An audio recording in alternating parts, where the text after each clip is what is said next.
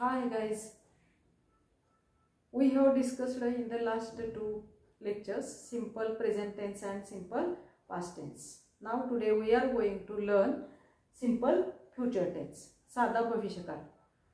When we form simple future tense, we always use shall and will. shall आणि will या helping वर्बचा वापर करून आपण भविष्यकाळ दर्शवित असतो.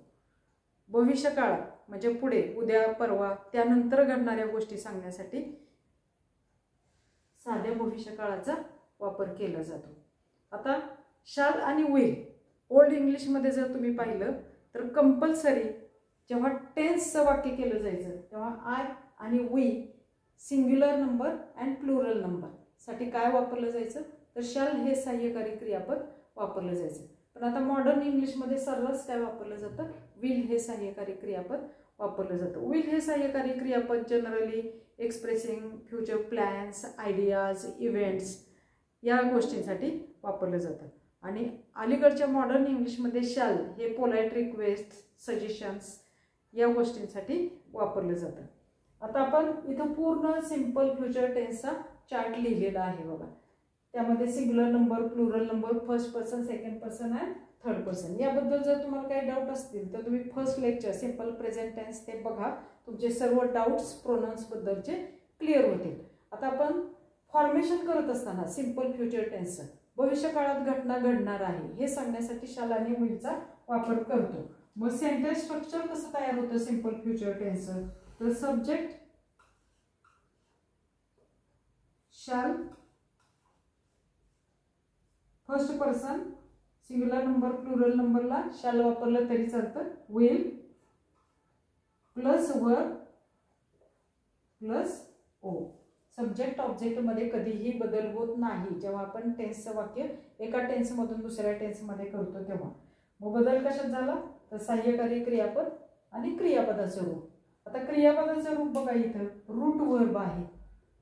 रूट वर्ब आहे कारण भविष्यकाळी इंग्लिशमध्ये क्रियापदाचं रूप नसतं. म्हणजे मराठीत जसं आपण म्हणतो म्हणेन, करेन, खाईन, जाईन तसं इंग्लिशमध्ये नसतं. मग ते दर्शवण्यासाठी शाल आणि विल ह्या सहाय्यकारी क्रियापदांचा वापर केला जातो. आता या वाक्याचं तुम्ही निरीक्षण केलं तर तुमच्या लक्षात येईल बघा. आय हा सब्जेक्ट आहे, विल हे हेल्पिंग वर्ब आहे, इट हे वर्ब आहे आणि हे ऑब्जेक्ट आहे. ही काय झाली शाल किंवा विल इथे देऊ आपण. ही झाली रचना कशाची सिंपल फ्युचर टेन्सची.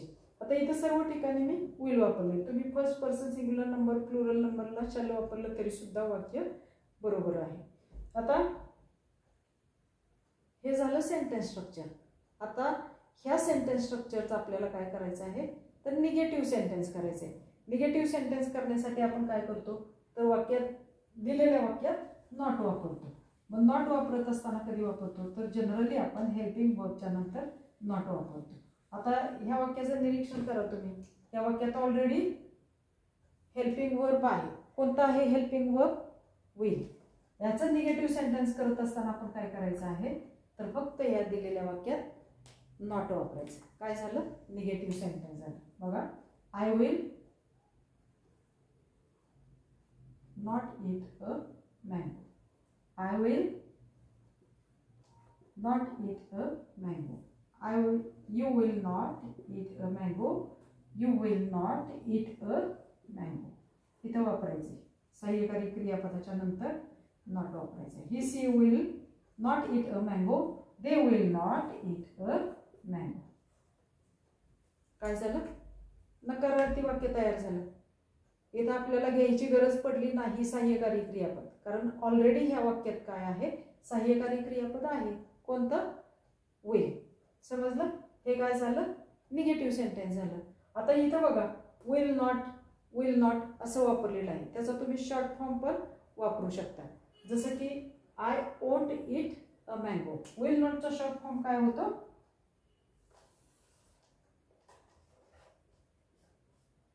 विल नॉटचा कॉन्ट्रॅक्टेड फॉर्म किंवा शॉर्ट फॉर्म होतो won't. I won't eat a mango, we won't eat a mango, you won't eat a mango, you won't eat a mango, he, she, it won't eat a mango, they won't eat a mango. काय झाले तयार, negative sentence तयार झाले. किती easy आहे बघा. आता हेच जे वाक्य आहे त्याचा आपण वर्बल क्वेश्चन तयार करायचं आहे अत्यंत सोप्या पद्धतीने. बघा आता ऑलरेडी ह्या वाक्यात सहाय्यकारी क्रियापद आहे. सहाय्यकारी क्रियापद नसतं तेव्हा तुम्हाला सांगितलं क्रियापदाकडे बघा, पण आता इथं सहाय्यकारी क्रियापद आहे. मग आता आपल्याला इथं काय तयार करायचं, क्वेश्चन तयार करायचं आहे, वर्बल क्वेश्चन, की ज्याचं उत्तर कशात येतं, येस किंवा नो मध्ये येतं. मग ते करत असताना आपण काय करायचं, तर फक्त सहाय्यकारी क्रियापद वाक्याच्या पुढे घ्यायचं. काय तयार होतो, तुमचा वर्बल क्वेश्चन तयार होतो. For example, will I eat a mango? Question mark. Will we eat a mango?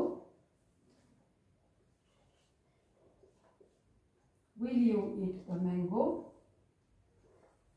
Will you eat a mango? Will he, she eat a mango? And will they eat a mango? काय केलं आपण, just helping verb काय केलं, वाक्याच्या पुढे घेतलं आणि verbal question आपण तयार केला की ज्याचं उत्तर येस किंवा नो मध्ये असतं. लक्षात काय ठेवणार, सिंपल फ्युचर टेन्स मधल्या गोष्टी. तर एक्सप्रेसिंग फ्युचर ॲक्शन्स जेव्हा आपल्याला करायचे असतात तेव्हा ह्या टेन्सचा वापर केला जातो. सेंटेन्स स्ट्रक्चर कसं, तर subject shall will V plus O. Negative करत असताना काय वापरायचं, तर विल नॉट किंवा ओंट.